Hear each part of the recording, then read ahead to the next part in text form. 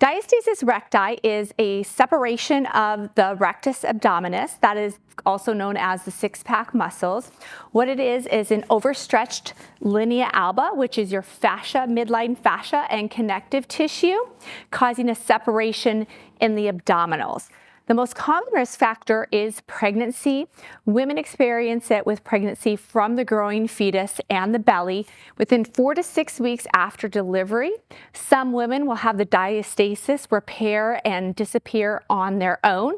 Others will need a diastasis recti program to help close that gap. Other common risk factors are obesity, heavy lifting, and even excessive abdominal work and tightening of the abdominals. Common symptoms you might be having would be lower back pain, SI joint pain, a bulging or coning in the midline when you do abdominal exercises, as well as pelvic floor dysfunction symptoms. So if you have diastasis recti, there are some exercises you would want to avoid that can actually make it worse. The most common exercises that people do trying to get that diastasis closed, they'll have like a mommy pooch or a poochy belly, do a lot of exercises trying to close that when that excessively poochy belly is actually from a diastasis recti and separated abdominals.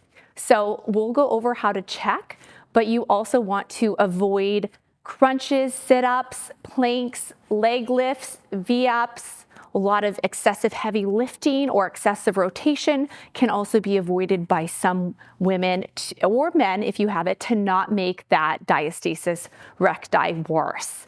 Often women are turning to crunches and doing a lot of abdominal work, trying to get rid of that pooch, especially post-pregnancy.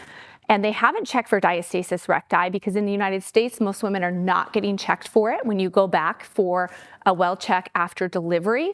And they're left with the diastasis recti, unaware that they have it, unaware how to fix it.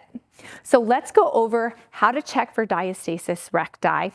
And if you have diastasis recti, you definitely want to address it.